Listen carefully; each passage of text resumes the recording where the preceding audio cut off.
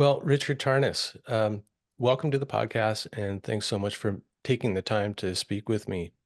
My pleasure and honor. Thank you for inviting me. Well, it feels like it's been a long time coming, but let me, interesting story. My wife and I were talking about you and how we got introduced to your work. I was in a used bookstore in Montreal about maybe 6 years ago. And as I was checking out with my books, uh, I noticed near the front counter this impressive looking book called Cosmos and Psyche. And I was struck by it, not only due to its size, it looked like it was a serious book, but the title captivated me. I was starting to really get into depth psychology. And also, as a designer, the cover grabbed my attention too. I thought, this looks like my kind of book. It looks like a significant book. It's very compelling. So I bought it and I brought it home to my wife, who's a professional astrologer. And I said, "Have you ever heard of this guy or this book?" And she said, "Oh, yeah." But I don't think she had read your work at that point. And so we've had that book since. And she's read it and gone deeply into your work and exploring more of a depth psychological approach to astrology. And of course, as I've really got into depth psychology, you can't help but encounter the planets at some point in the writing of Jung and Hillman and Thomas More, some of my favorite teachers. But the book itself was a little imposing to me. Um, I married into astrology and I've picked up some through osmosis through our conversations.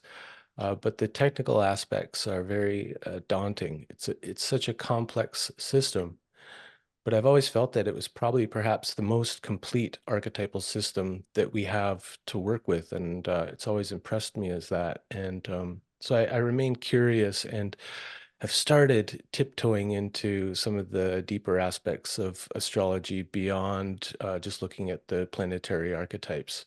And I've been getting into Cosmos and Psyche at long last in some of your other articles. And I find them really compelling. And some of the ideas you put forward seem very relevant to the work that I do, particularly in transformative space, like working with psychedelics and plant medicines and shamanism, and I would say even yoga. So I thought maybe we could kind of circle around some of those topics during this conversation.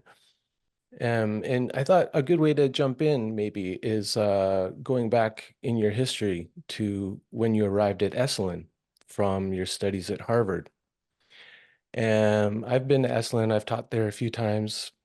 I think it's an amazing place, and the history there, I could feel it, teaching yoga in the Huxley room and thinking about Aldous Huxley and the gatherings that must have happened there over the years. I'd love to hear from you what it was like to arrive at Esalen in the 1970s from the East Coast. Oh, well, thank you for the background there. Quick question on the so there was you found the cover of Cosmos and Psyche and the design something that you kind of drew you in. Is that what you were saying? The image on the front, I actually conceived and drew up, and had a pretty good version of it through that I asked an artist to do. But of course, Random House, the Viking Penguin, the publishers, they have their own designers, and so they tweaked it in their ways, mainly kind of taking mine was a little more vivid. But I'm just curious what what it was about the cover that pulled you in. Hmm. Well, I think the boldness of a mostly predominantly black cover with these two figures, a god and goddess, kind of reaching toward, I guess it's the earth, and also the kind of elegance of the typography really stood out to me. It didn't look like kind of typical New Age publication. It looked like a serious book, and aesthetically, it looked sophisticated. Well, that's good to know. I wanted to convey the idea of both the the cosmos, the solar system, but also the anima mundi, you know, the presence of the gods, the reality of them, the association with the heavens, and also the focus on the earth, which is kind of a paradigm shifter as well, just, you know, compared with the characteristically modern understanding of the earth as just being, you know, one more planet in a decentered universe and it's going around an undistinguished star, one of several planets, and that star is one of billions and billions, and another that, you know, just the ultimately decentered universe that has no focus on the earth or on human beings or on human consciousness. It's all in an indifferent context cosmically. The idea that the earth could be a center of cosmic meaning, and that individuals could be, as seen in their birth charts, and the idea that the world, the cosmos, can speak symbolically, which all indigenous peoples believed, were embedded in an enchanted world, an ensouled world, and so the astrological evidence points to some suddenly that the earth itself can be a moving center of cosmic meaning, and that instead of being isolated as a kind of bizarrely, absurdly conscious, purposeful, meaning-seeking entity in a vast cosmos that is purposeless and unconscious and intrinsically meaningless, it's a paradigm challenger, just that very the very existence of the nature of the evidence. So I'm glad that the cover conveyed something implicitly in that way. Yeah, Well, yeah, go just ahead. There's something striking in that image too, that the gods are reaching toward us on planet Earth. It's not just us looking up to the stars looking for meaning, but perhaps uh, those entities, those powers, are also looking to us for something, some expression in the world, or some appreciation, maybe some acknowledgement, some care and feeding. I don't know, but that's striking as well, that they're reaching toward us. Right, that it's a relationship, which is not something that is part of the mainstream scientific understanding, other than a subject-object relationship where you have an instrumental relationship to an objective world that you can rationally comprehend and control, predict, exploit, etc. But instead that there is a relational, a mutuality to the relationship. And I think in addition to what you were just describing as that it's going two ways, and that there are ways in which that the transcendent or the archetypal is in some sense inviting or looking to the human being for something, that it's not just a one-way street. That I think I would add the word participation too, that through a more conscious attitude and awareness of the powerful archetypal forces in our depths and in the cosmos, the more aware we are of them, and also the aware of the multivalent range of ways that archetypes, any particular archetype or archetypal complex, can be enacted. They can be acted out in quite destructive ways that sort of reflect like the shadow side of it. And then there's also life-enhancing creative ways. And our our response to our enactment, embodiment of these powerful energies that can come through in very different ways, that allows us to have a participatory role in the unfolding of the anima mundi, of the soul of the world, rather than just be puppets of it, which is, basically what Jung was saying. In a way, the whole depth psychology project is about bringing greater awareness to those archetypal depths, so that we are not just puppets of things that we're not even aware of. We're not certainly we're not respectful of, etc. In the confidence of being modern man. Put quotes around the word man, with its kind of masculine, courageous, heroic image of the human being in a vast and different universe. It's a very different relationship to the soul of the world, to the transcendent. It acknowledges that it exists, which is not something that the modern mindset not acknowledges, because it just sees the world as more mechanistic, unconscious. Well, getting back to your primary question. I mean, I did want to go there in terms of evolution of consciousness and all of that. I mean, we could stick with it, or we could kind of back into personal history, maybe we can come hit back the around to personal it. history, and I'm sure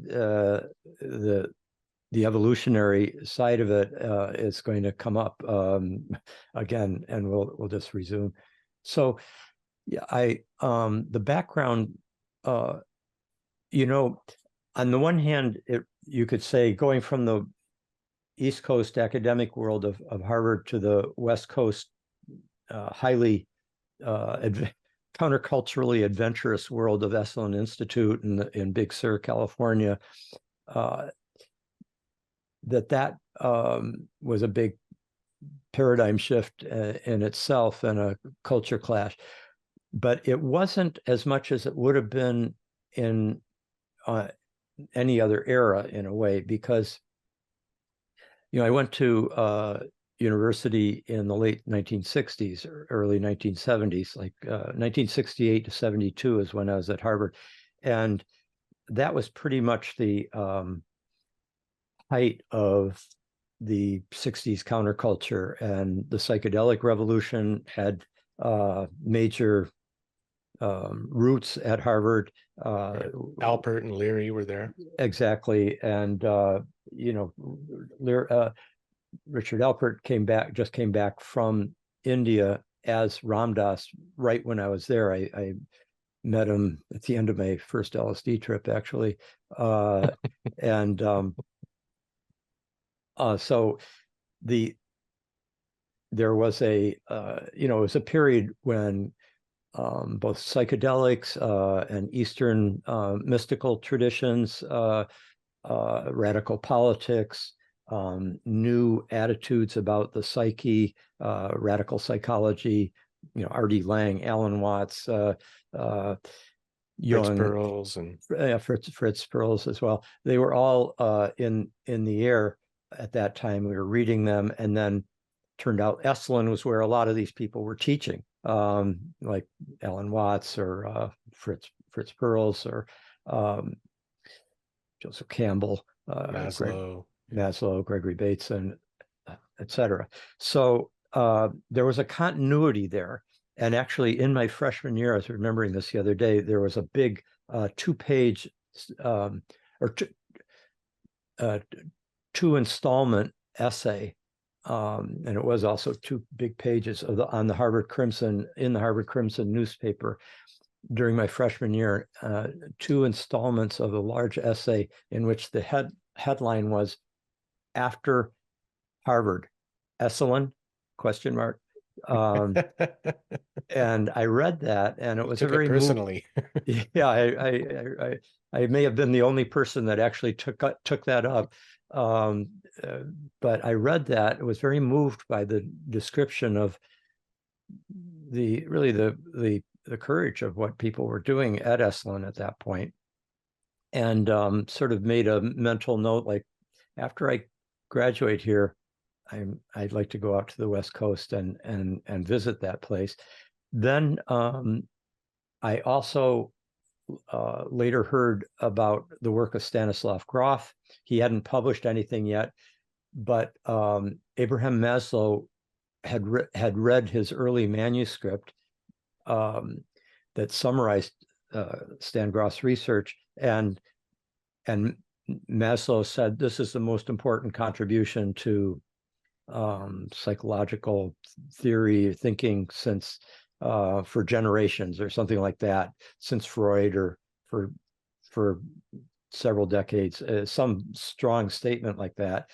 And I read a little bit more. I thought, wow, anybody who has worked with LSD day after day, thousands of sessions with people of so many categories of, psychiatric categories, neurotics, psychotics, different presenting symptoms and syndromes, but also worked with scientists and artists and so forth who were curious, ministers, philosophers who are curious about the psychedelic experience. But for him to have sat and worked as a psychiatrist, a therapist, with so many people, using such a powerful medicine, one that if in the wrong hands or at the wrong time, or if it's not properly prepared for and contained, can be quite destabilizing and problematic of an experience. For him to have done such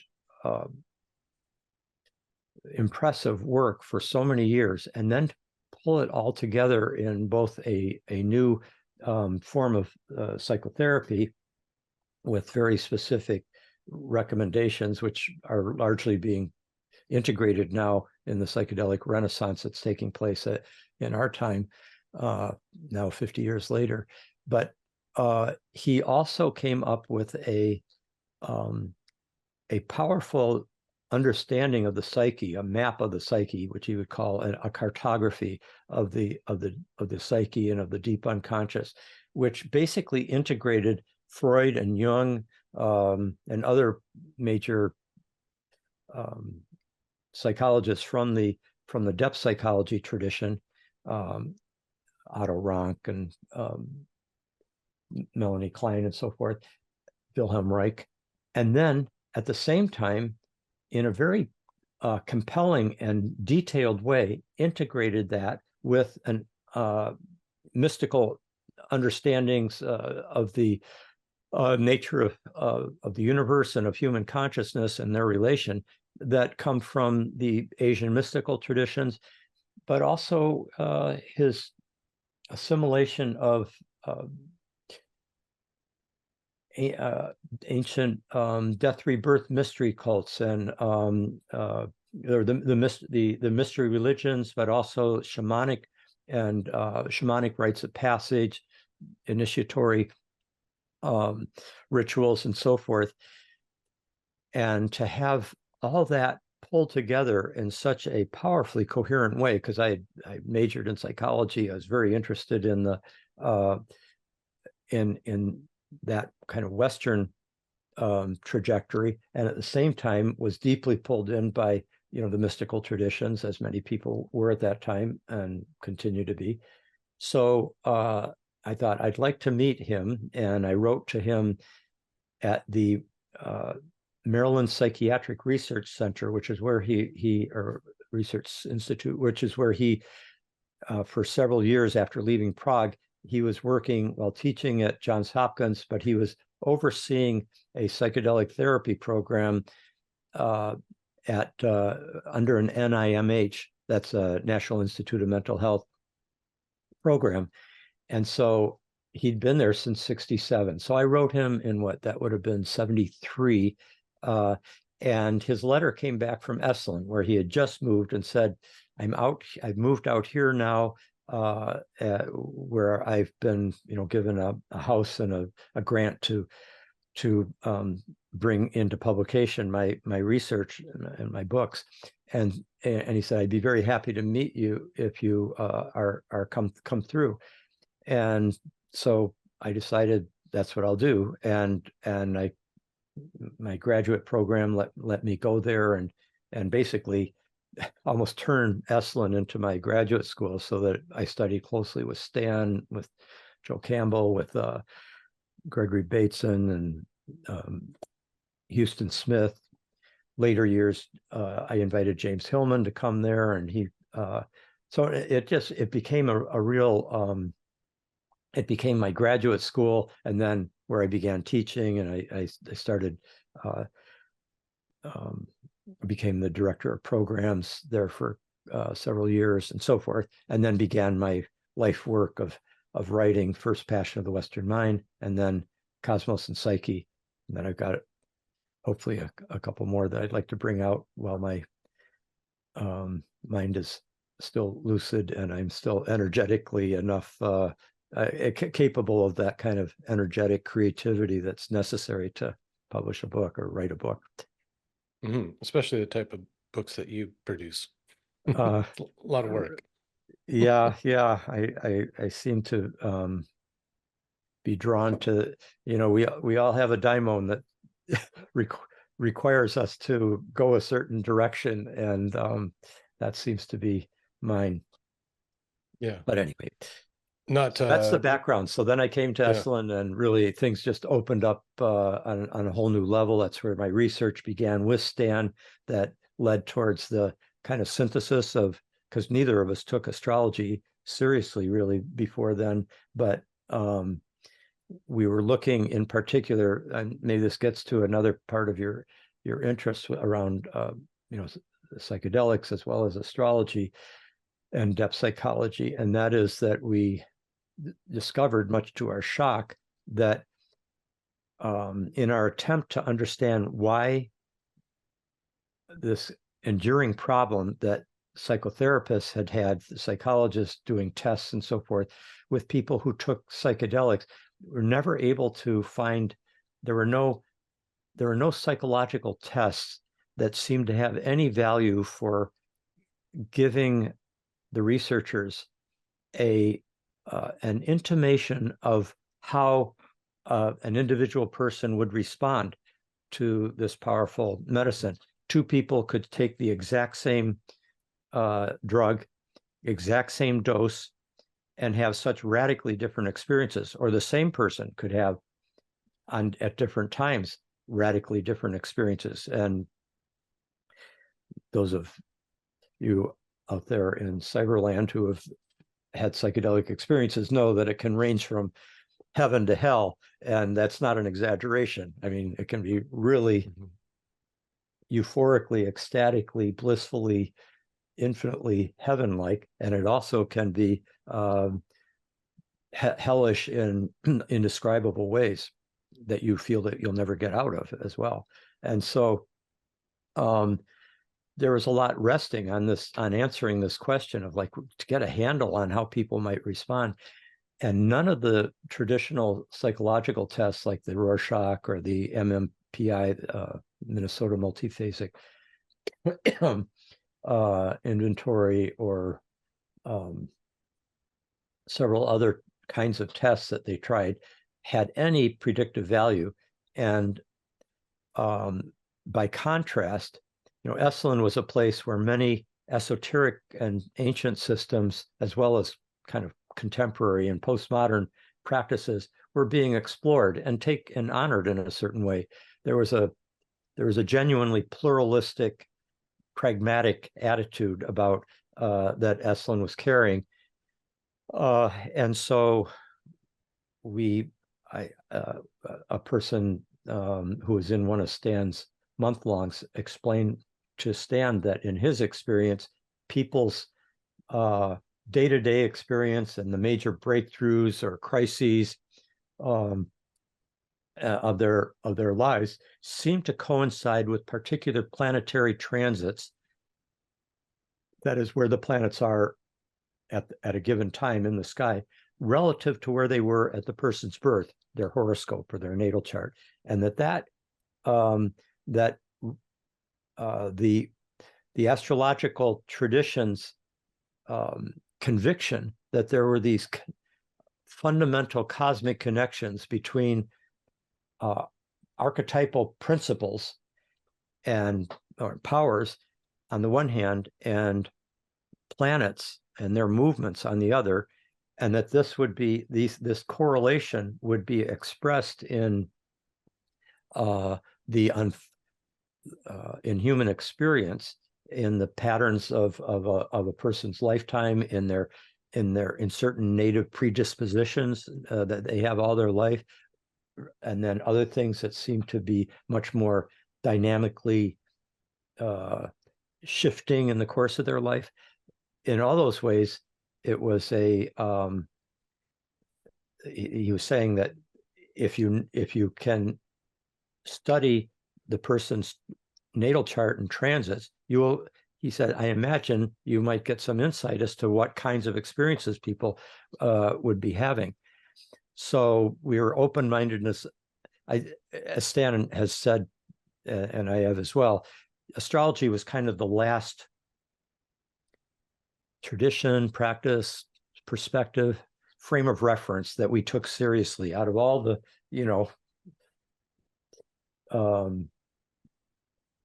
unconventional or ancient or esoteric traditions. Astrology seemed to us the most kind of, well, as I said, astrology is like the gold standard of superstition in our culture. It's really what, if you want to say something is not worth serious intellectual engagement because it just reflects superstitious beliefs, then you compare it to astrology. That's no better than astrology, that kind of put down. And the fact is, we, with our 20th century educations, had a similar conviction until we thought, well, let's do the due diligence as researchers, and we did. And fortunately, we had very good exact records of many sessions of Stan's own history, mine, but also at Esalen, many people are there and having powerful experiences of all kinds, psychedelic and other transformational experiences. So we had quite a database, plus his history of psychiatric research with others, psychedelic therapy with the people in the past. So we started doing the research, and we're just blown away by both the consistency and the precision of the correlations. Not that the planetary movements and the archetypal patterns told us exactly, exactly the kind of experience a person would have, but it would give us, as I would say, it's not concretely predictive, it's archetypally predictive. It gives us the larger archetypal character of an experience, or the multiple archetypal factors that are collectively at work at any given time, and in different weighting, different levels of intensity, and so forth. And we were quite impressed, and so that started us off on many decades now of that kind of research. And we've taught 30 years of graduate students here at where we taught California Institute of Integral Studies. We moved up to the Bay Area after being in Big Sur and Esalen in the 70s and 80s. In the 90s, we moved up to the San Francisco Bay Area, started teaching the graduate school, California Institute of Integral Studies. And we still have a graduate program called Philosophy, Cosmology, and Consciousness program for PhDs and master's students. And by this point, hundreds of students who, like us, they were interested in new paradigms. They were interested in addressing philosophy, cosmology, and consciousness issues, but they did not have astrology in their backpack. And now it's become a kind of lingua franca within the community. I mean, people, it's a very helpful way of grasping the complexity and of archetypal dynamics that we all share collectively with world transits, but also individually we get our own versions of it according to the transits to our natal chart, personal transits, and then there's the lifelong tendencies that we all carry with our birth chart. So in ways that we just did not anticipate in earlier decades, starting in the mid 1970s, Stan and I became persuaded that this was an important avenue of research. And eventually, as Stan said, he came to feel, as I do, that it's a kind of archetypal astrology is a kind of Rosetta Stone of the psyche that allows us to, in some sense, read the language of the ensouled cosmos, which is a great privilege as well as a responsibility, that's a whole nother topic. But anyway, that was a long answer to your question about Harvard, Esalen, depth psychology, astrology, etc. But hopefully you got the narrative from what I said. Yeah, that's great. I really appreciate how it's like both of you went to astrology kind of grudgingly. It's almost like something else was enlisting you. You didn't come in thinking, okay, we're going to use astrology. We're going to find these correlations that will help us gauge what kind of experience people are going to have. But you had to go back in the records forensically and, oh yeah, there are these correlations. And I Yeah. mean, that's kind of interesting in terms of like Hillman's idea of the soul's code, how you kind of get called into service, sometimes, often reluctantly. Yes. Yeah. And that's in the background, of course, of Joseph Campbell's hero's journey, very much like there's the call, and then there can be the rejection that sometimes happens at an earlier point, and then Right, the refusal of the call. Exactly, yeah. Hillman kind of brings that fuller sense of the daimon in a very helpful way, I think. Just the way Louis Armstrong, orphan in New Orleans, just happens to be given a cornet by a charitable family and changes the course of 20th century music. I love the one he tells about, I think it's Manaletti, the Spanish bullfighter, I guess one of the greatest bullfighters of all time. But when he was a little kid, he was so timid, he used to hide behind his mother's apron, almost like the bullfighter's cape. It's like Sure. his soul knew what was in store for him, and that was really intimidating. I love those stories. Yeah. Yeah. It's quite remarkable. And for someone who's a very deconstructive sensibility like Hillman, for him to be offering such a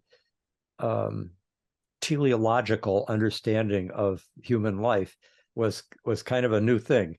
And of course, he told me towards the end of his life, he said, I've always been a Platonist. And finally admitted it. Yeah.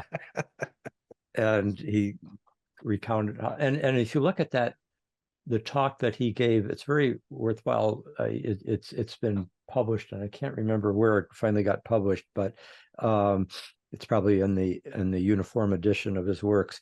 But he,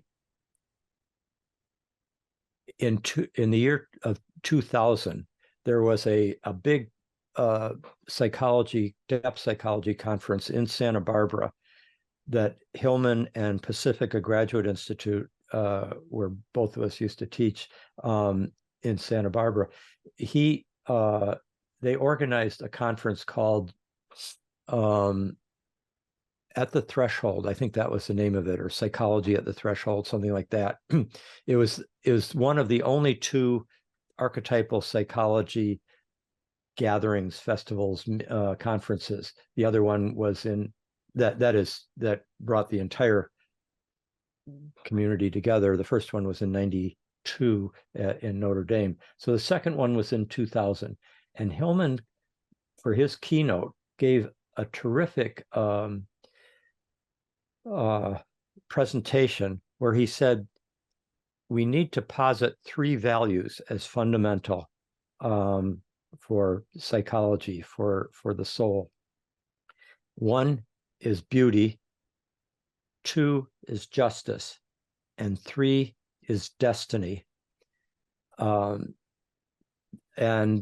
I mean, you could hear him, of course, easily bringing in beauty as a kind of primordial sovereign principle for human beings and our imagination to orient ourselves around. Justice, I think that came in more after revisioning psychology, his early masterwork, and it became more and more part of his work as he worked in multiracial environments, and just became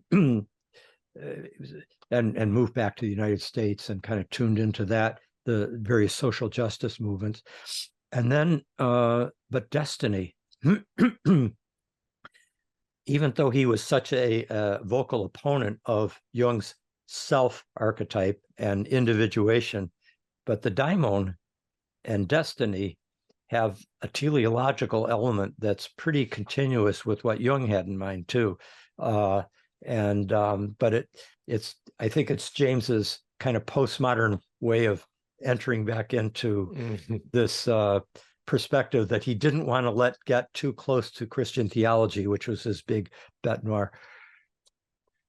Yeah, and also, Jung's idea of the telos of the soul toward individuation, wholeness, integration. Hillman rejected that, and I think his telos was like toward more eccentricity, toward That's more right. uniqueness, not necessarily good and perfect and whole and all of that. Right. So I think that's maybe how he was able to bring it in. But Yeah. it's interesting, right? Like he is very much like a son of like Aphrodite and Aries. Like he once said, I can't write unless I'm angry about something. Like he's so polemic in his writing and always an advocate for beauty. The Destiny one is interesting. I mean, that was so central to him. One of the three values. I think he had to recognize it as happening in his own life, and as with all of us, we first get an insight that's relevant to our own life, and then that opens up the mind and the heart to be able to see that possibility as being more than just my personal idiosyncrasy, but it might be part of the human condition. And I think sometimes as one gets older, you live long enough that you start seeing like, oh, I see how this loss, this mistake, this tragedy in my life allowed this to happen, which is so central to everything I have become and that I'm grateful for. And to start to see the complex ways in which a kind of life narrative that has an inner coherence, a kind of aesthetic and spiritual coherence to it. It starts to emerge, and it's not as easy to see when one's younger. And then as we've got enough years behind us to get the longer view, and also to see so many other people's lives.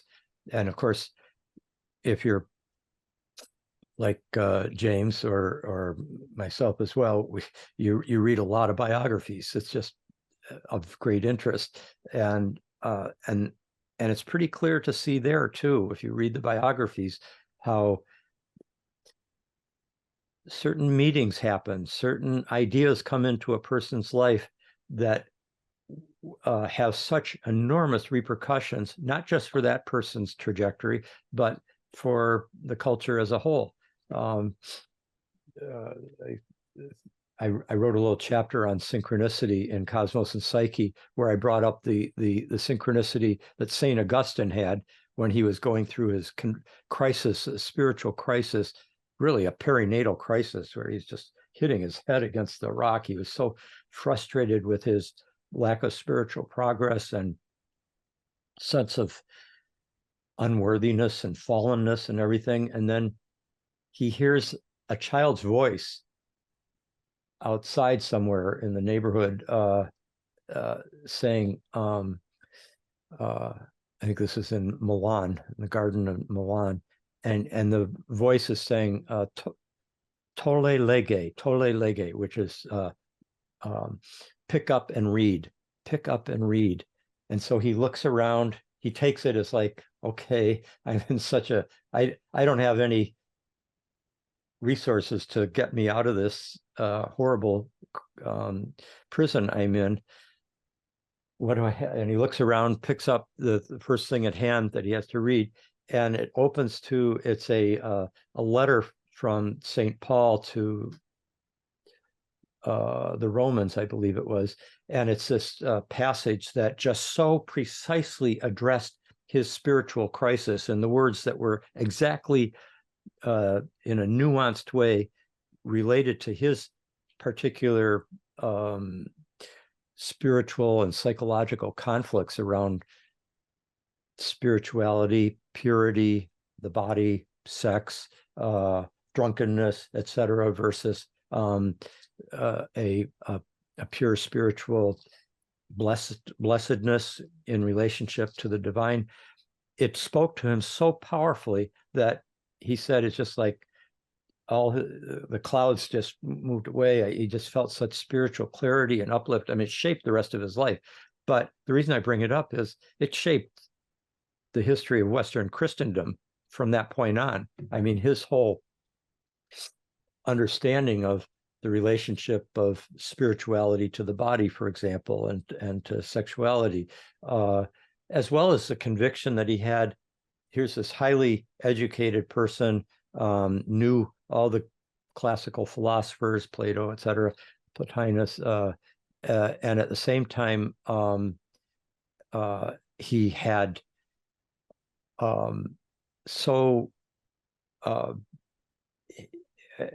and he knew the skeptical arguments, etc., and he was a professor of rhetoric, at the university, and for him to bring all that together and make an articulate defense of Christianity had a big influence on the classical world as well. He's pretty much the most eloquent writer of his age, and so that synchronicity, which one can see as part of the daimon working in his life to kind of pull him in that direction and into those insights, had an impact that not only brought about his individual flourishing in his own world, but also had transformational effect for a whole civilization, really, which we're still kind of working out of, all the positive things that came from it and all the problematic sides of it as well. Yeah. Well, I mean, Platonism has come up a number of times, and you described Esalen in the 60s and 70s. You compared it to the was it Platonic Academy in Florence back in the late 1400s, right? Like around Ficino and those kind of people. Is there something about like, so obviously, like, what am I trying to get at here? There seems to be like another kind of Neoplatonic revival happening now with people's interest in astrology. I think central to that. Do you think somehow that that's a reaction to monotheistic dogmatic religion, back in the Renaissance and then, in the kind of 60s till now? I mean, is it reactionary? Well, the Platonists and Neoplatonists of the Renaissance tended to be devoutly Christian. Mhm. So they integrated the Ficino, Pico, the culture was, the culture was generally globally Christian, and Platonism and Neoplatonism, I mean, even Giordano Bruno was a Christian. He just disagreed with the church on certain things. Right. Heretical But Christian. the church and Christianity are distinct but overlapping entities. So, but I think there is a reaction as well, that you put your finger on an important point, which is that Platonism and Neoplatonism, they provide in many ways an intellectual scaffolding, a philosophical infrastructure that Christianity in its development, both Eastern and Western Christianities, integrated Platonism as, in certain ways, the most the pre-Christian pagan philosophical tradition that was most appropriate for explicating certain Christian mysteries. It's not an exact fit. For example, there are certain ways in which Christianity is more incarnational than Platonism. Platonism, has, and Neoplatonism has a sense of that this world is less real, and its multiplicity brings us farther away from the one truth, the one, and also the change, the mortality, the fallenness of this world. These are all opposite the transcendent, changeless one, or the Platonic divine mind, and the good, etc. And Christianity, on the other hand, has this focus on rejoining these two in a different way, through the incarnation, that the suffering and dying of the divine within this mortal world brings about a radical transformation that permits a reunion of the divine and the human, the transcendent and the immanent, the spiritual and the physical, etc. That gets eclipsed in many streams of Christianity by an increased dualism that says this is a fallen world. We only attain to that blissful state after we die. We're dependent on Christ to come back to do that, etc. And so Christianity is both more incarnational and in some ways can be seen as more dualistic, and it had, from Augustine in particular, had inherited a kind of juridical, penal view of, like punitive view of our judgment before the divine when we die, and you go to heaven or hell, maybe purgatory, as that develops in the Middle Ages. And so there was just a whole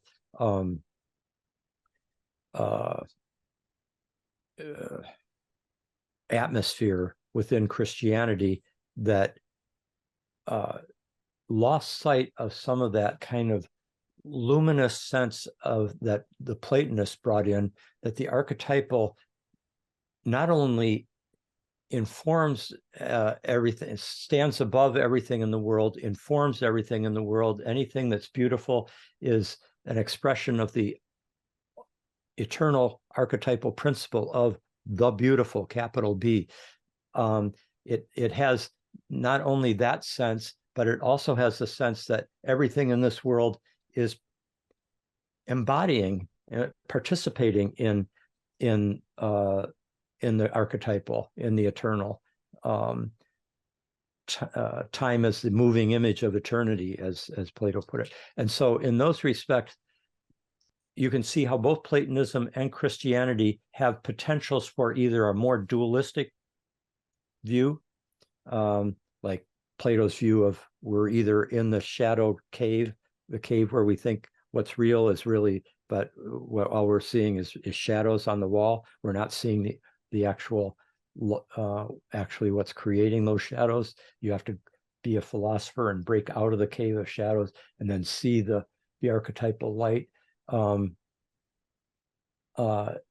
Or it can have this more participatory view of the archetypal presence in this world. And Christianity, as I said, has both sides too. So it's a it has been a very dynamic relationship between these two fundamental streams that have shaped the Western mind and spirit. One coming from the Greco-Roman tradition and Plato and Aristotle, Socrates, etc., Pythagoras. That stands as a great kind of central influence on what we've become. And then from Judaism and Christianity, that the biblical traditions,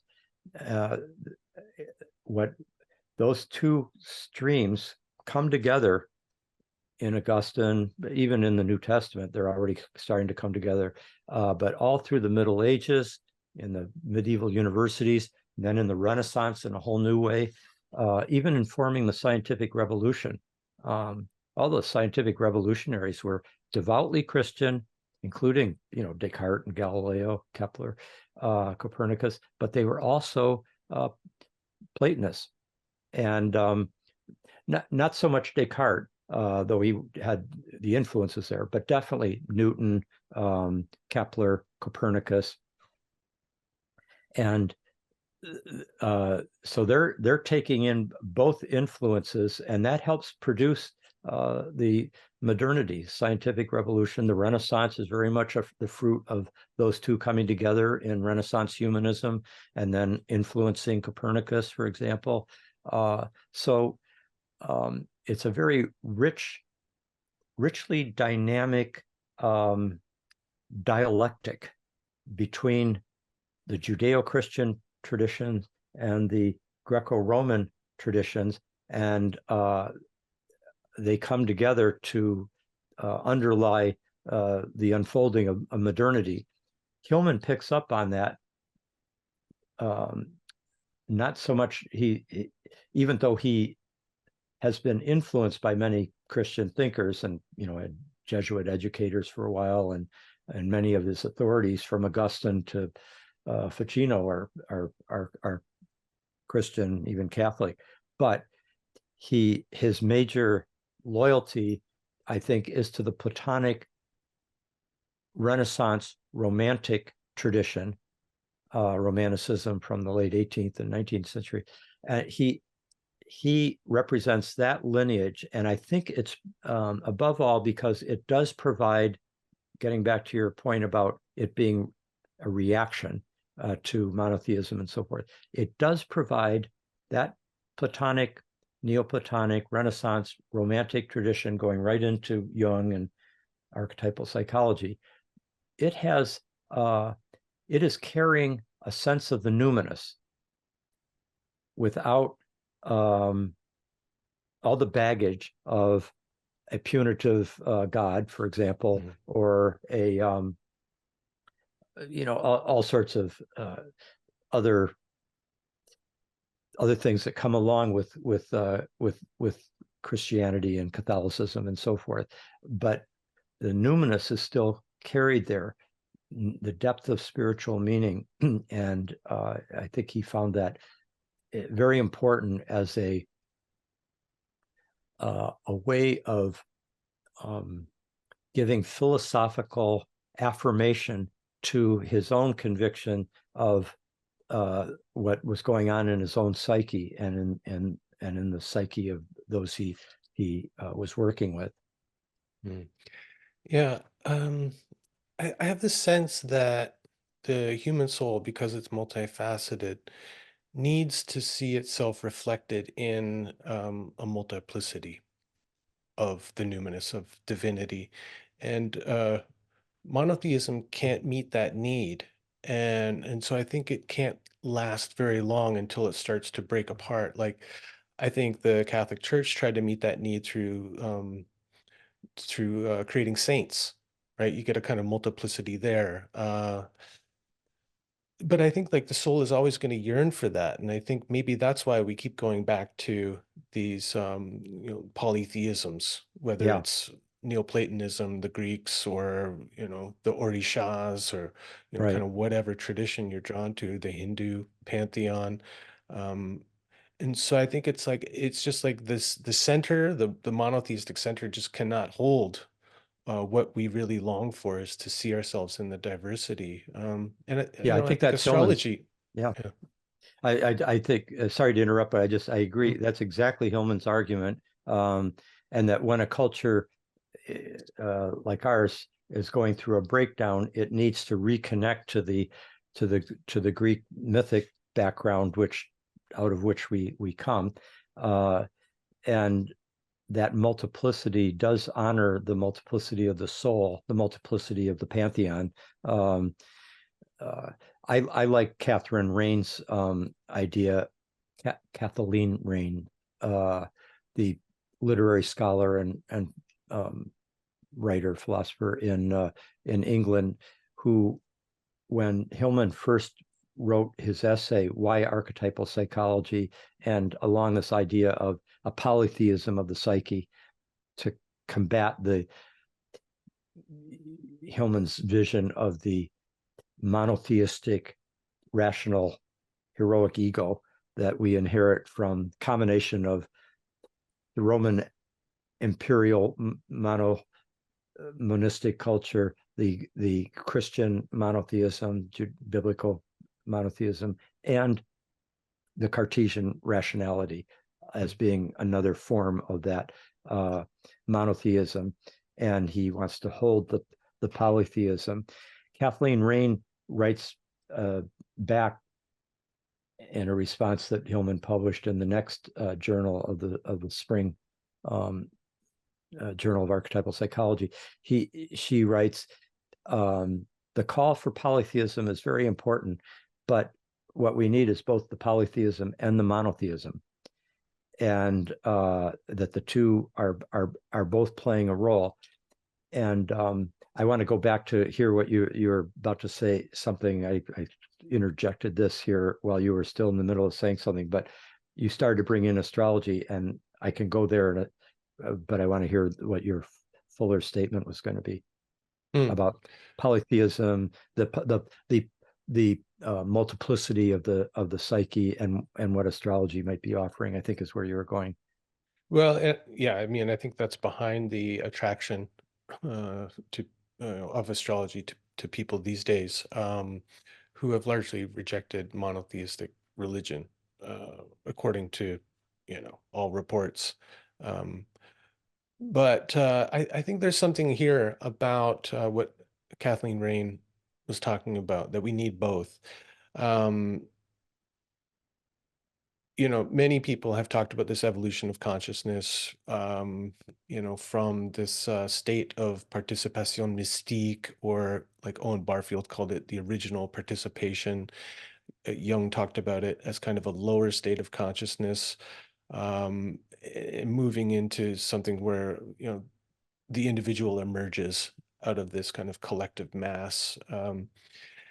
And so I think we're at a point now where something has to happen, because we've kind of we've reached the limits of the individualism and the kind of superiority of the human self.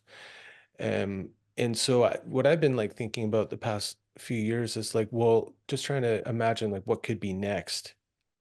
I've thought of it sometimes as the necessity to bridge the modern mind to the mythic mind, which wouldn't be a kind of full integration, but this bridging, the ability to move between two ways of being and perception, as the situation calls for.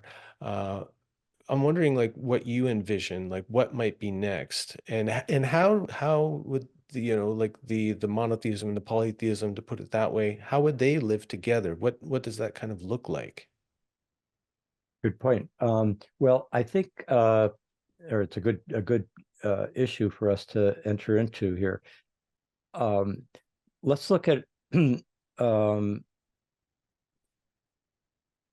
first of all, in terms of, say, why, like, let's say people may have rejected monotheism, many people. Spiritual but not religious is very typical response in polls about what people's beliefs are.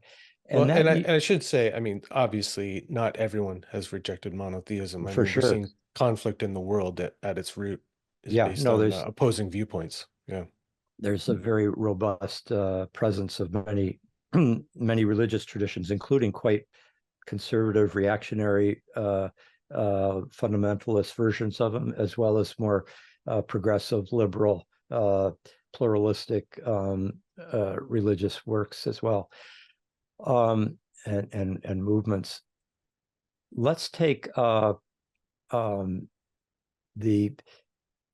I mean, if you have just multiplicity in the psyche without an integrating principle, a principle of coherence, some element of executive agency, that can be pretty destabilizing for a psyche. It can be shattering. Often that shattering is taking place because the monotheistic ego was suppressing any awareness of the rest of the psyche, and so it erupts in multiplicity of complexes and so forth. So there has to be this kind of dialogue between the multiplicity and the monistic. Astrology is a very is a paradigm case of this, because on the one hand, you've got the multiple gods and goddesses of the planets, the sun, the moon, etc. They each seem to, in some sense, correlate with, embody, in some sense, these powerful principles that can be seen as mythic deities. They can also be experienced quite vividly as Platonic ideas, like you can get Aphrodite, or you can get as a personified archetype, or you can have an experience of the Platonic principle of the beauty that's quite compelling as well. Or you can have it as a kind of Jungian psychological archetype that is impelling us to act certain ways, to perceive certain ways. Now, so astrology has this multiplicity of powerful archetypal principles that it is honoring simultaneously. But at the same time, there is some governing principle that is at work in the cosmos that somehow is orchestrating all these multiple gods, goddesses, movements, archetypal powers, planets, in such a way that there is a coherence. There's a Platonic order to it, and Plato and Plotinus have a strong monistic. This is not the part that Hillman emphasized, but it's very strong in Plato and in Plotinus's work, Neoplatonism, that there is a sovereign principle of coherence and oneness. I mean, that's an interesting point that I never really thought of, that Hillman kind of neglects to mention the nous or the one. Yeah. Yeah. I think of James as being, he's a Platonist with the nous cut off, with the Cut head off at the cut off. nous. Yeah. He has a I remember once he said, you can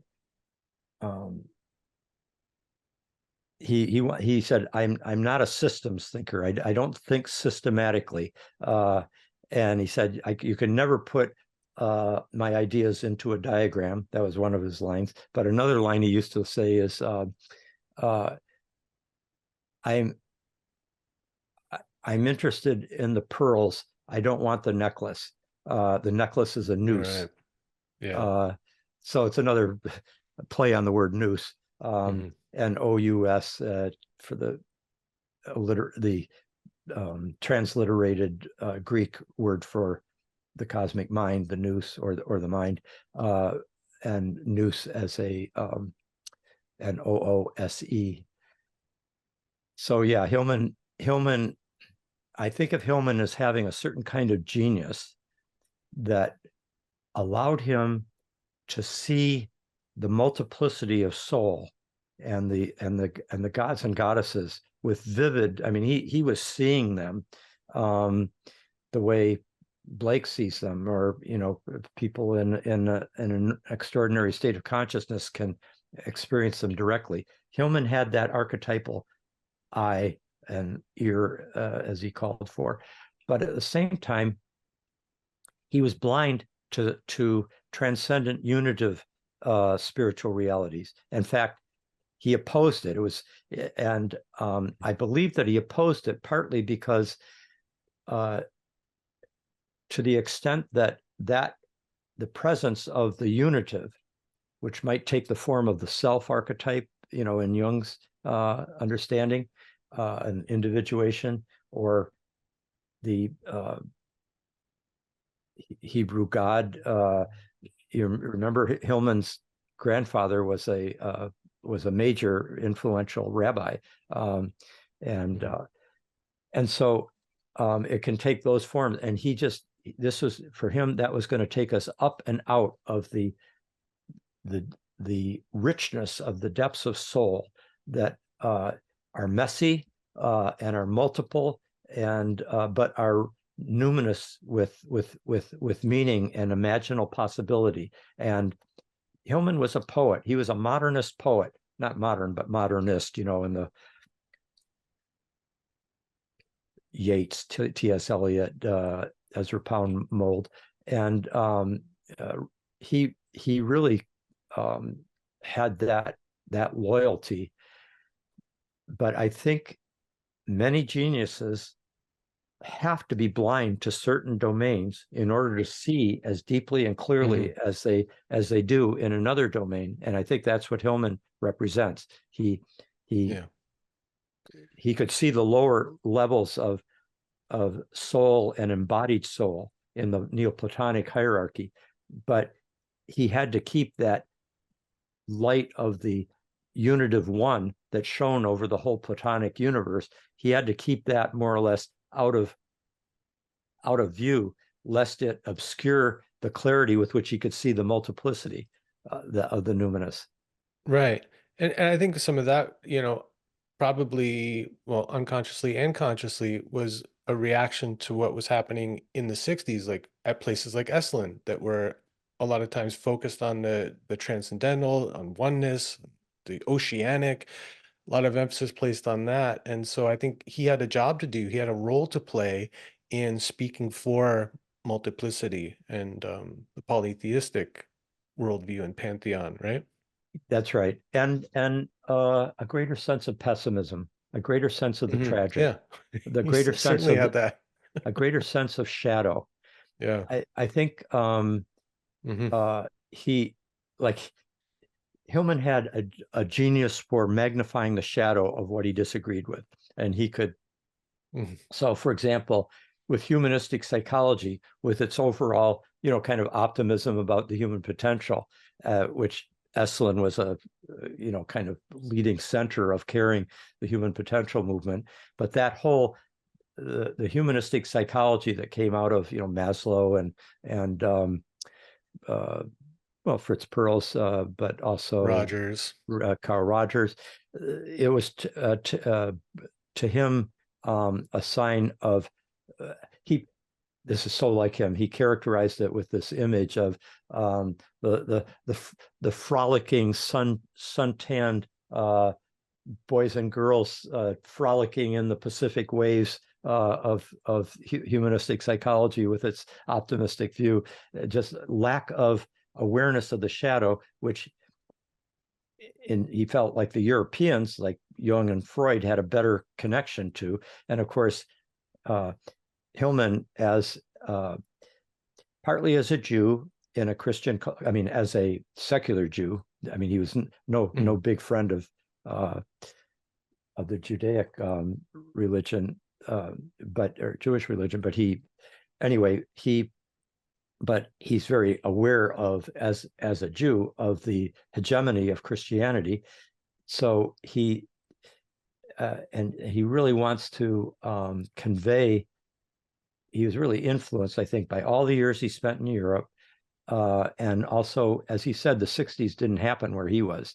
He didn't come to the United States until the later '70s. Came back to it, and he said in a very short time he had to catch up, like the women's movement, the men's movement, etc., civil rights. And I don't think psychedelics ever played a big, didn't play a big role in his life. And so when I invited him to Esalen, I think it was always a little bit of a shock to think that, someone who was the director of programs at Esalen was inviting him. But he of course, Esalen's a beautiful place to visit, and you've taught there. It's not just beautiful, it's an expression of the archetypal in the visible world. I mean, its majesty and beauty is kind of transcendent. And you've got all the elements there, so tangibly. That's right. The infinite ocean, the cliffs, the mountains, the redwood trees, the hot spring, the hot water baths that are like alchemical in their own way. It'll bring all the stuff up. That's right. Yeah, and you have the alchemical bath of the Soror Mystica and the alchemist, bathing together naked, the king and queen in the tubs. And I mean, there's something about having, as you say, when you've taught there, you can feel the history. There's a morphic field that lives on that ground, even though Esalen is not, at the same level of cultural cutting edge role that it had in the '60s and '70s, but it still is physically carrying that power, which I think long precedes Esalen, because it was a sacred place to the Esalen Indians and so forth. But if you have now over 60 years of people coming to this place and going through very powerful transformational experiences out of intention, partly, but then there's like I've seen people just walk onto the grounds and they get activated because of the profundity of the energies there, and no doubt the history, the morphic field that lives in the atmosphere. But I was just also holding this image of the alchemist and the Soror Mystica in the hot tubs. You have people, excuse me, just let me have this.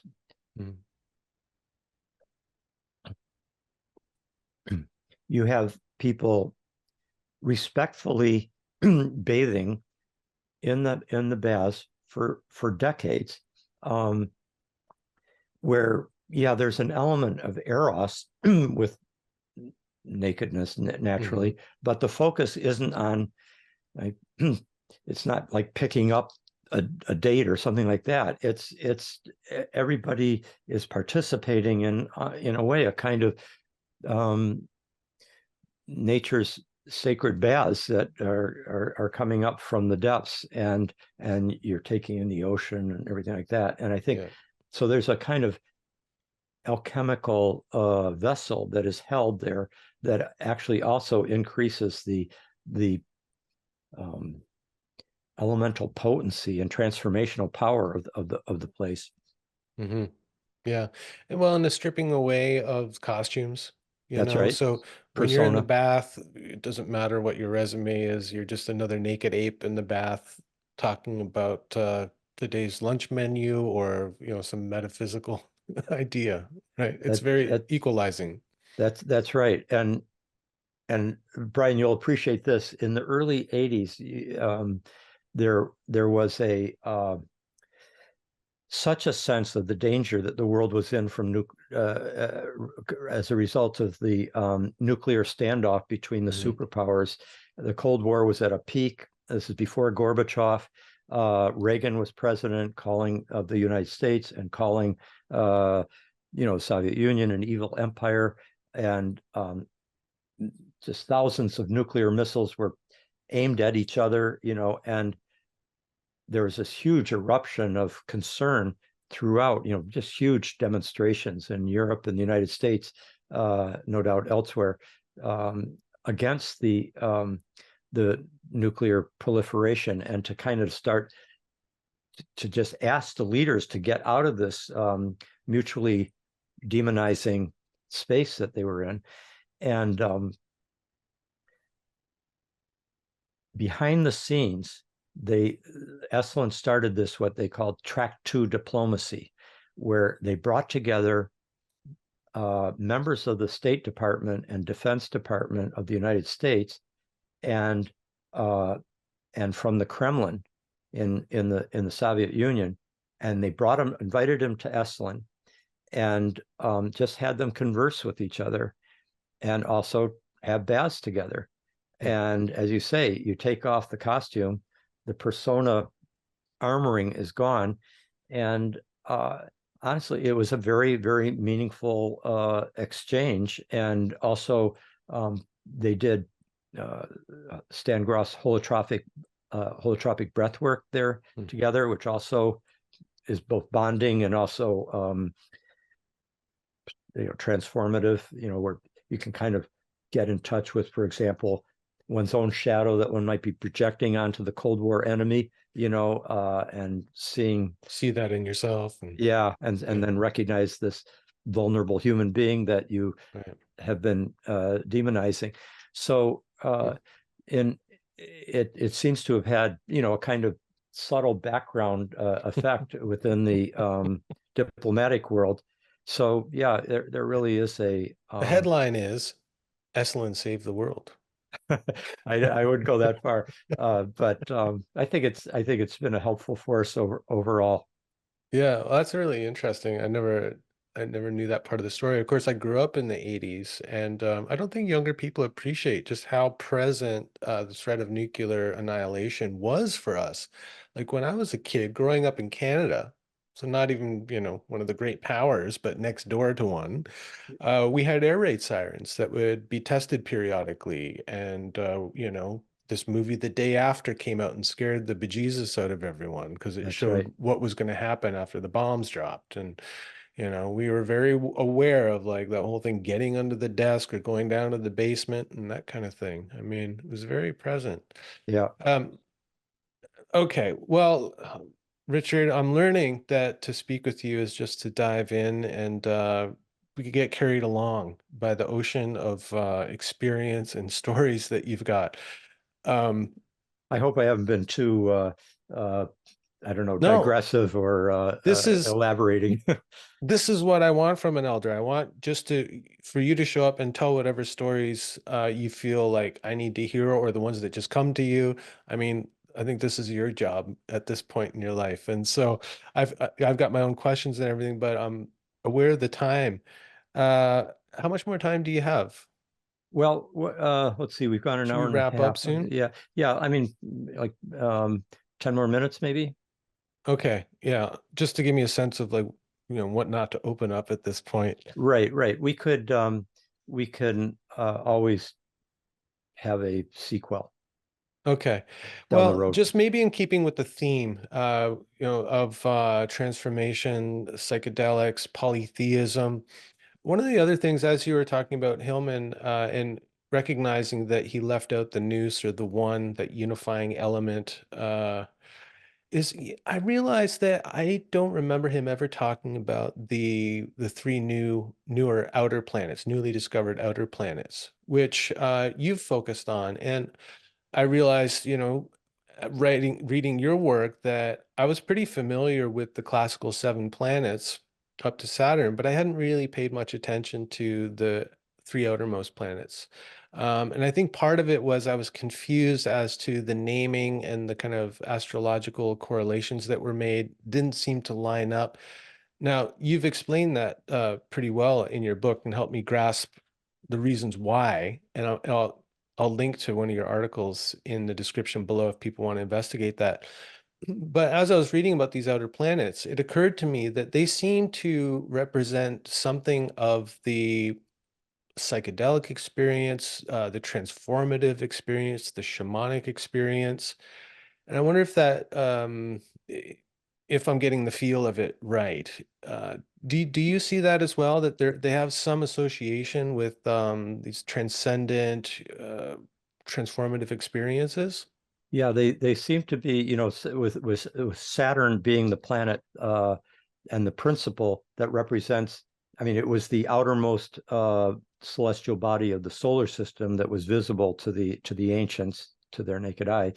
And Saturn represents, among other things, like the endings of things, the limit, the outer boundary, mortality, etc., finitude. And then past that, like the ancient Gnostics and mystery religions had this idea that beyond Saturn was a more transcendent level of being that was associated with grace and truth and freedom. And then what happened with Uranus, Neptune, and Pluto, I too was like working through in my early studies, like how did they come up with, the ancients seem to have had a kind of almost clairvoyant perception, to use Rudolf Steiner's understanding of what gods were connected to which planets and so forth, and those bear out empirically and continue to be held by the large astrological community as being empirically valid. The outer planets, they're named by people who are not archetypally, informed. They're astronomers, and they have different reasons. In each case, Uranus was first named Georgium Cetus, George's star, King George's star, because that he was the king, the sovereign patron of Herschel, who discovered Uranus in 1781. And it only became named Uranos because of the fact that they didn't want to have a British deity as the name of a star, a British monarch as a deity, name of a planet. And then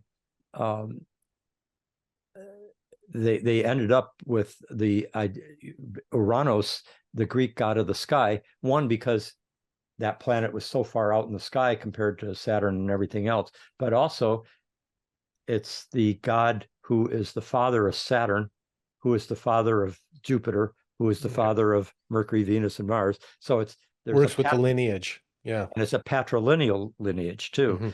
And this is one of the things that deep study of these archetypal powers shows, that every single one of the archetypes have both masculine and feminine inflections. They're not intrinsically masculine. Women have plenty of Mars in them, men have plenty of Venus in them, etc. Yeah, because we go with those like rigid gendered notions of the planets. The feminine is pretty underrepresented in the That's right. pantheon. Yeah. So we have to recognize that there are both aspects in each planet, although the mythical figure may be gendered. It doesn't necessarily apply to the planetary archetype.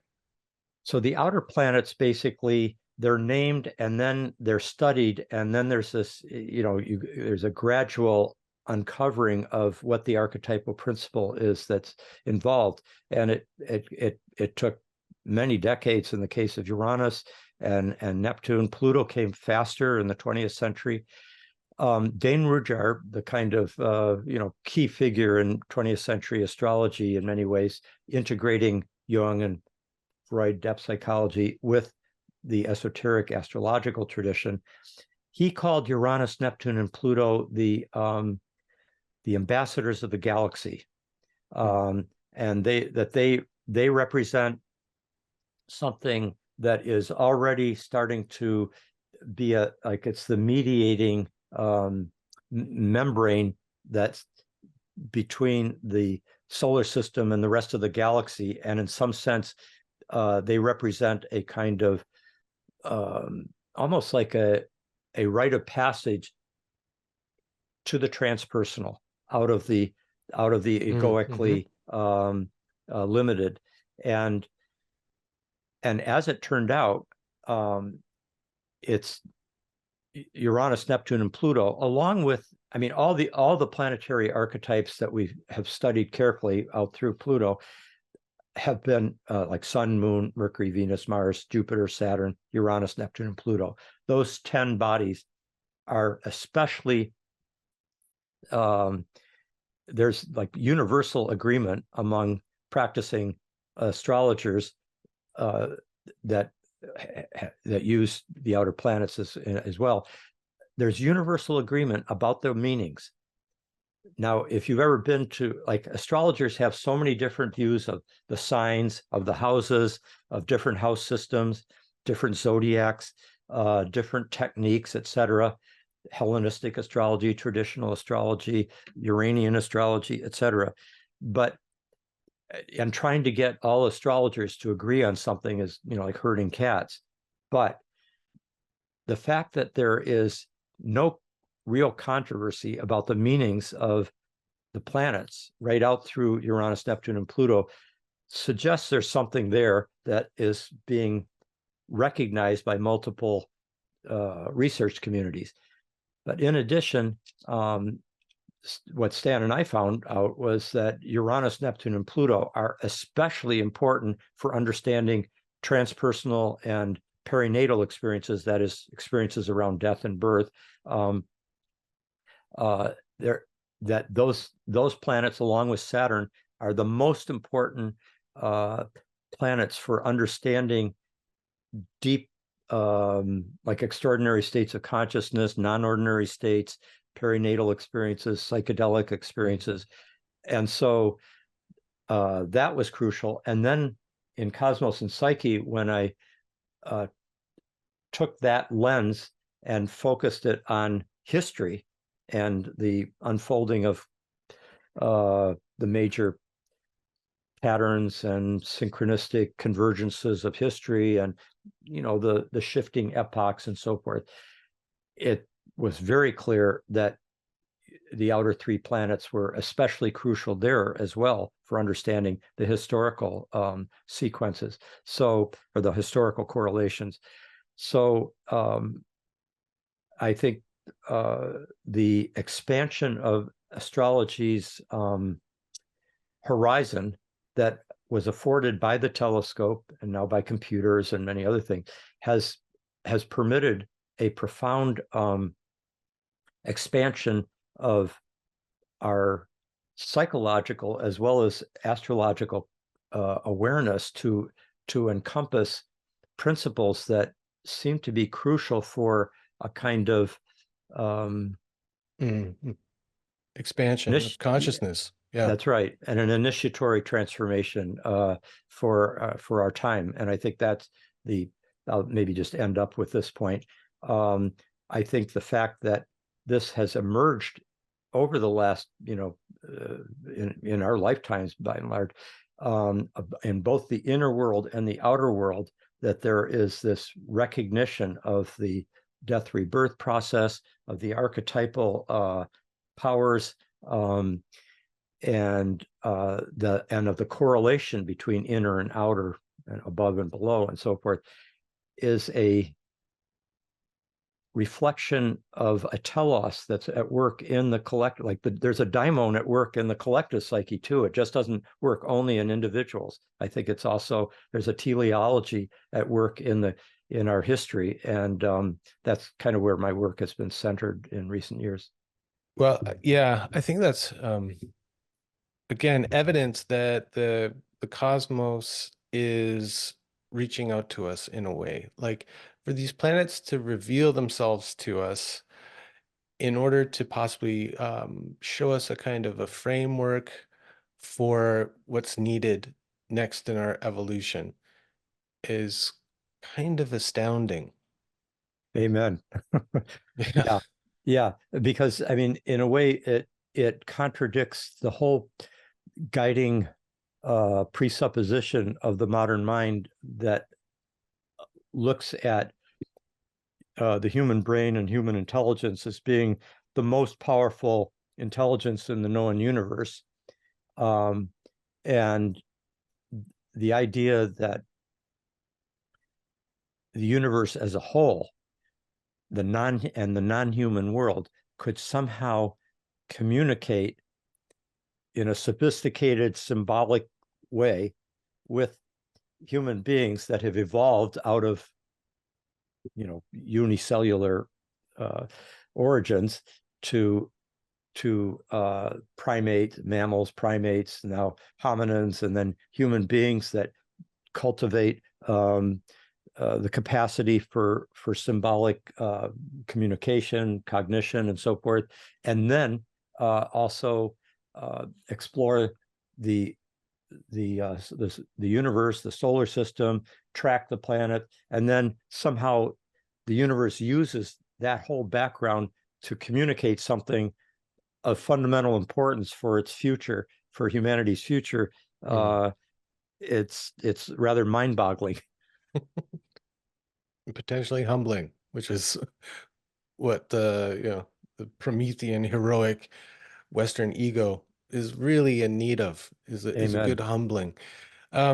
Okay, so maybe this is the final question, not just of this conversation, but maybe like the final existential question. Like, so with all of these synchronicities that you've witnessed and documented and studied and written about, all of this evidence of the complex and harmonious order of the universe, of the cosmos,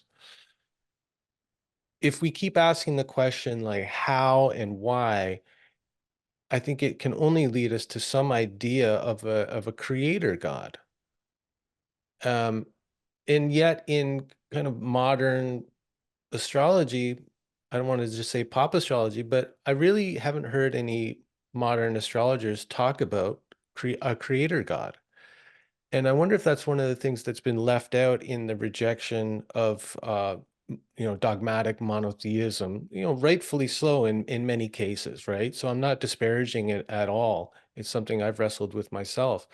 But if we keep asking like the how, like the who, it seems to lead us to the creator God. Now, I mean, where are you with it? Is it just like an abstract idea of a cosmic mind? Or is there a sense of a personage there?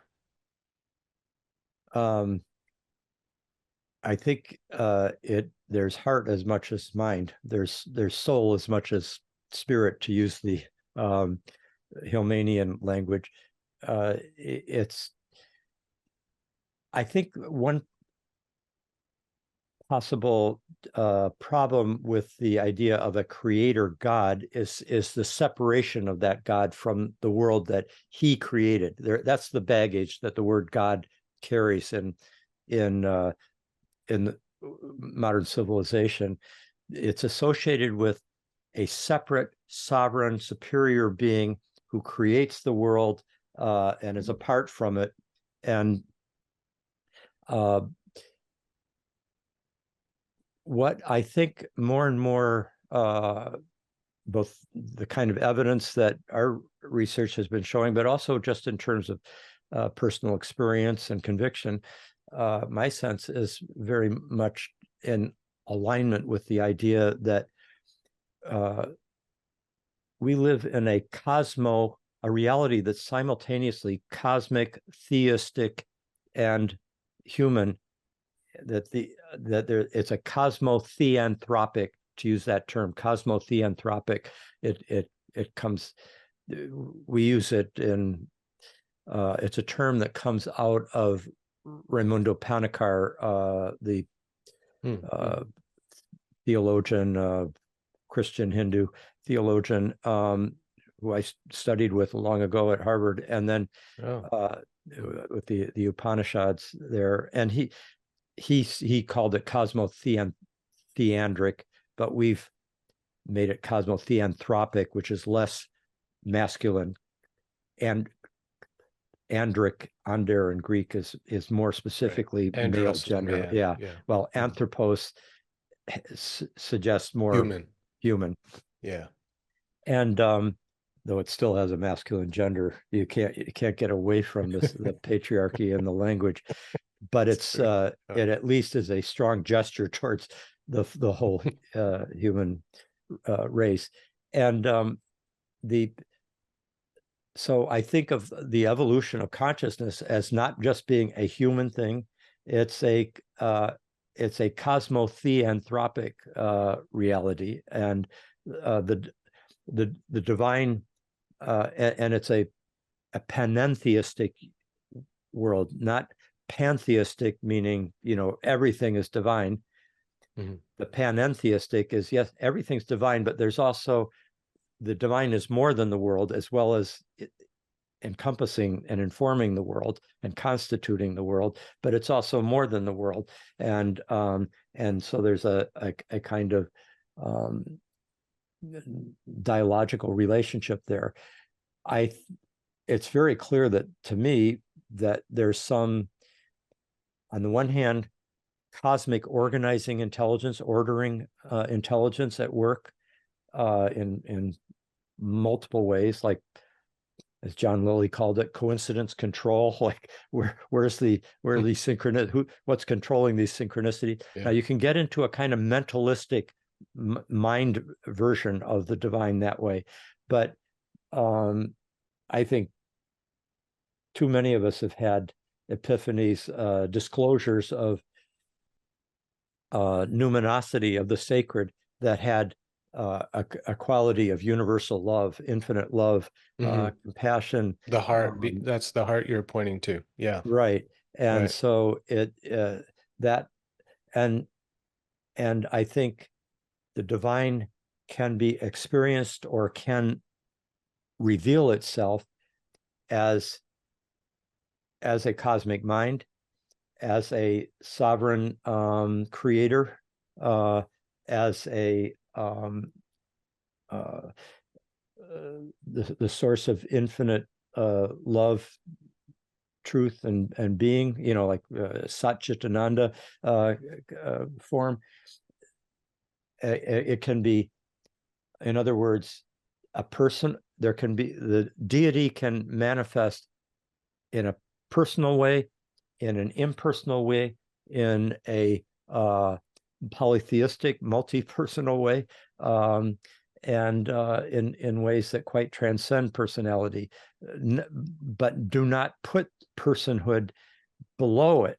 I think that's a prejudice in some transpersonal thinkers, to think that To go beyond the personal. yeah, that somehow the personal is an inferior step, way to get, but it's only a way to get to the higher non-personal divinity. And I would agree with those. I mean, I think that's just that's a prejudice to put it in a hierarchy like that. And I don't know if you've read Jorge Ferrer's book called Revisioning Transpersonal Theory. No, but is it following Hillman's revisioning psychology? That was the term. The word came from, was definitely in that tradition. And he wrote a dissertation that got turned into a book and had a big influence on the transpersonal world. I wrote the foreword for it. It's called Revisioning Transpersonal Theory, towards a participatory spirituality is the subtitle. Anyway, he gives a very pointed thought experiment where, if you were to take two spiritual traditions, and you have a person go to like a Buddhist Vipassana retreat, and then you at the end of it, or the end of the day, you're describing to your spiritual teacher the experiences that you had, and you had an experience of a powerful encounter with Shiva, or with Christ. They would say, well, that's fine and good, but go back. There's still more where to get Right. to Like don't the get stuck there in the image or the deity. Yeah. personal. Go And then, beyond. Hmm. right. Well, if you were in a Christian meditative retreat, and you came to your spiritual director after the day's meditation and said, well, I I had this experience um, of deity that just had no personhood at all. It was just this kind of transcendent principle um, uh, that was entirely non-dual and so forth. That the Christian teacher would say, well, that's a very powerful experience, but there's still more there that you can come into a direct relationship with the divine heart, and thereby enter the uh, into the divine love of agape, just in universal compassion, and that's still available to you to enter into. But go back to your meditation, and so that each spiritual tradition, as Jorge is describing it, Jorge Ferrer, is enacting different potentialities within the larger universe of spiritual ultimates. That there isn't a hierarchy where any one person or tradition can say this is the top one, and the rest of you are on lower levels compared to what I've gotten to. Nobody's in that position. We're all participating in different ways that are culturally inflected, and historically and biographically, and gender and all these different things play a role, and that it's a continual creative spiritual act that's happening. It isn't a pre-given hierarchical reality that we're ascending up a particular ladder that we can then judge others as not having gotten up as far, and giving them different names for where they are on the ladder, or what color their parachute is, or whatever. So again, like, you talked about this in Cosmos and Psyche, in talking about the evolution of consciousness. Like you called it primal mind and modern mind. I think of it as mythic mind, modern mind. There's original participation of Barfield, and so it seems like, I feel this, and it sounds like it's what you're saying too, is whatever comes next must be more radically inclusive. Um, that it must contain what's come before. So not just a kind of reversion to pre-monotheistic uh, polytheism or paganism, not discarding that either in favor of monotheism as some kind of pinnacle of consciousness evolution, and but somehow whatever is next, and it seems just like a no-brainer that it must include both. If we're going to have any kind of sense of harmony in this world and be able to get along well enough to not eradicate ourselves, uh, we have to come to this at some point. Yeah, I think what you're pointing to is the need for wholeness, Mhm. and I think recognizing that we this ties into a point that you were making earlier about, you were wondering if many people were turning to astrology now, and the kind of multiplicity of the planetary archetypes, the um, the polytheism of it, et cetera, as more satisfying than the monotheism that they rejected. Um, I'm seeing the astrological cosmos, the archetypal cosmos, as being one that is simultaneously polytheistic and monotheistic and pantheistic, in the same way that the psyche is. I mean, the psyche, we have Jung's self archetype is a monotheist understanding, while the capital S, but it's moving towards wholeness, and the wholeness includes the multiplicity, and supports the multiplicity. It doesn't just overcome it. It allows both to be equally true. I think young people, or those people who are turning towards archetypal, or towards an astrological universe, are doing so sometimes perhaps as out of the rejection of the monotheist religion.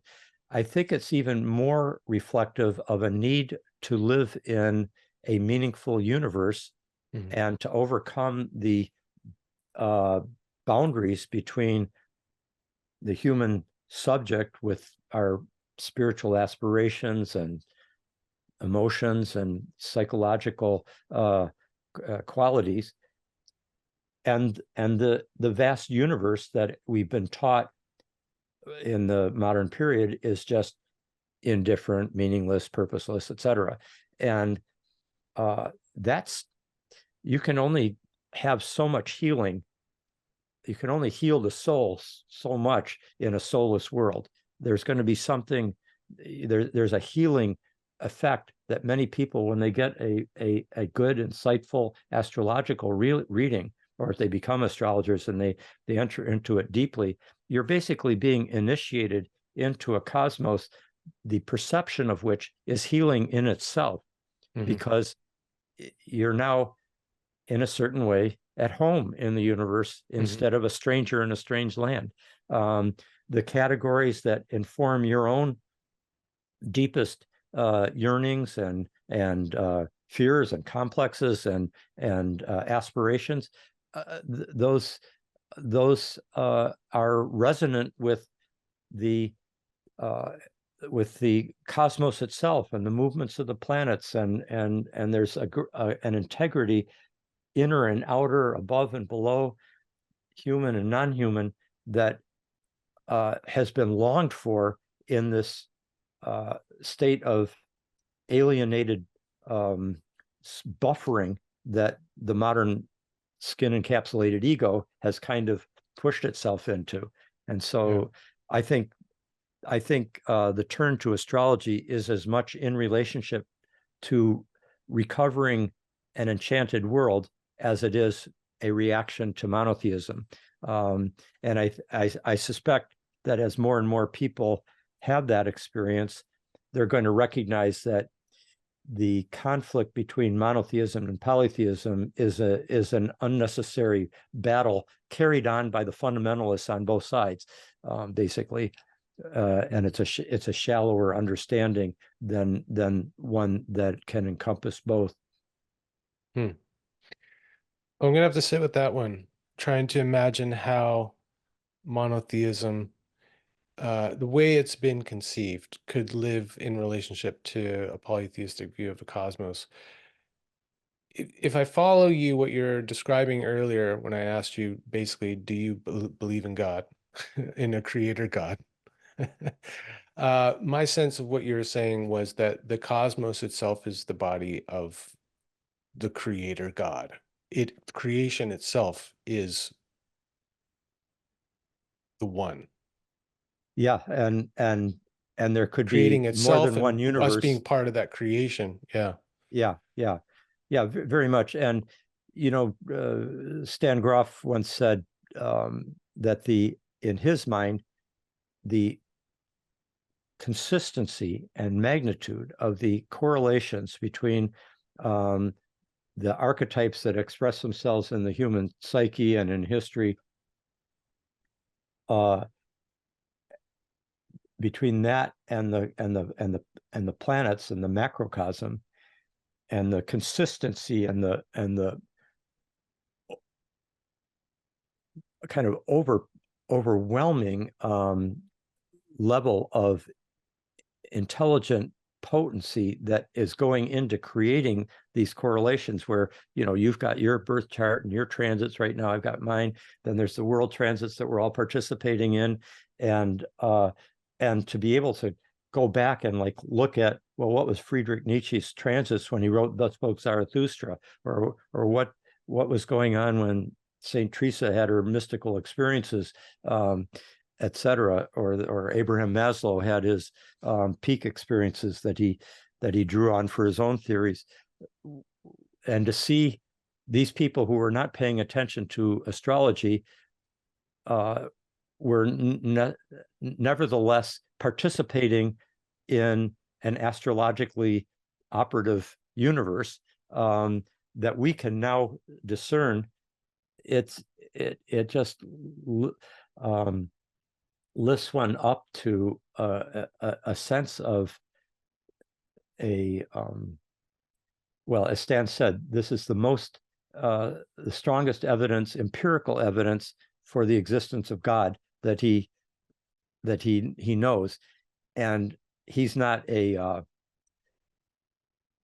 kind of fundamentalist monotheist or anything like that. His sense of the divine is much closer to kind of all-encompassing mystical renderings of the divine, as we find in many Asian traditions and in Christian mysticism and elsewhere. Yeah.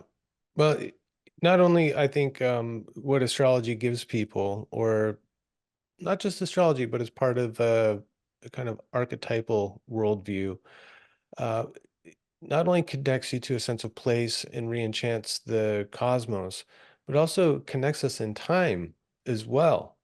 It gives us a sense of continuity, which modernism does its best to eradicate, with every focus on the new and paving over the old and all of that.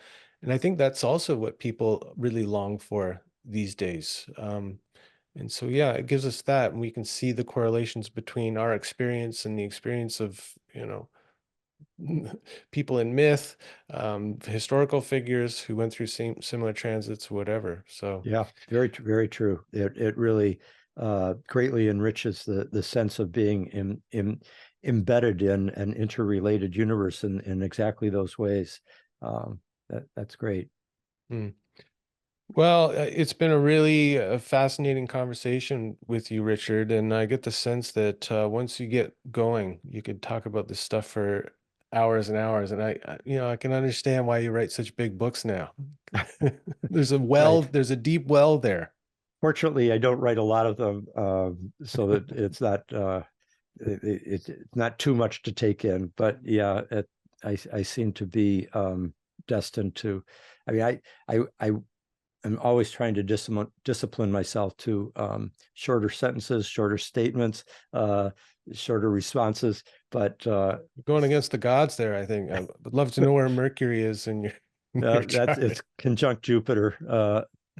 Expansion, big, Yeah, exactly. Yeah, teaching. yeah. Yeah. So thanks for your tolerance. But No, anyway, it's been great. it has. I I really very much. enjoy it. I don't need to, people don't need to hear what I think about astrology because I really don't know very much, especially when I'm sitting next to you.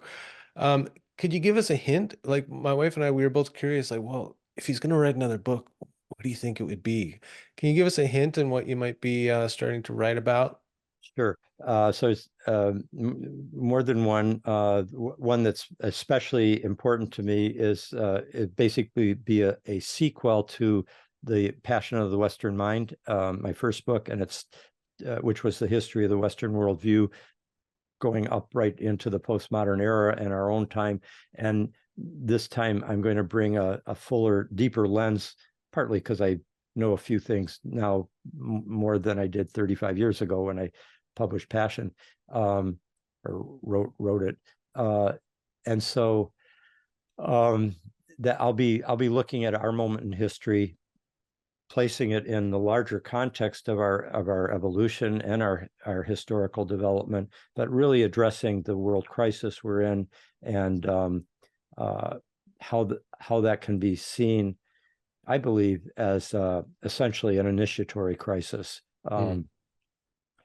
and that in many ways the postmodern milieu is our crucible of transformation.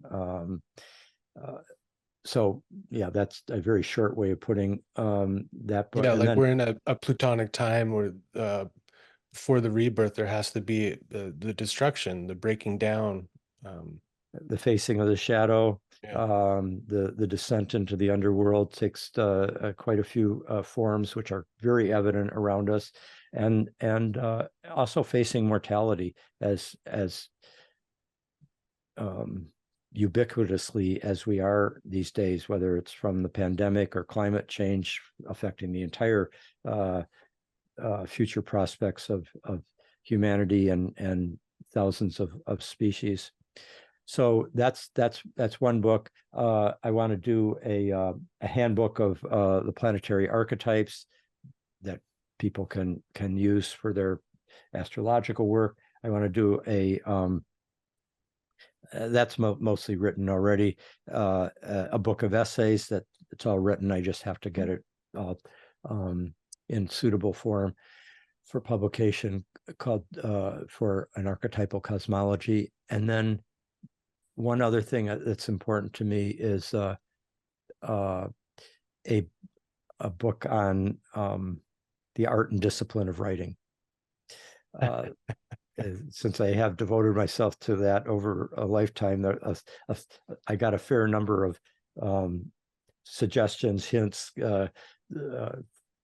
advice for people who the world needs, people who are thoughtful to be able to articulate their insights in such a way that can be communicated to large numbers of other people.